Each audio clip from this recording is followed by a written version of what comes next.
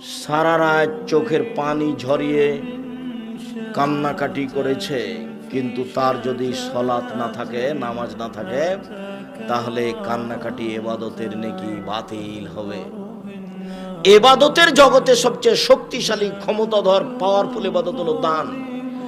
দানের মতো কোনো শক্তিশালী ইবাদত পৃথিবীতে নেই, ওর ক্ষমতাই ভিন্ন। দান করলে আল্লাহর রাগ মিটে যায়, কোনো ইবাদতে এরকম হয় না।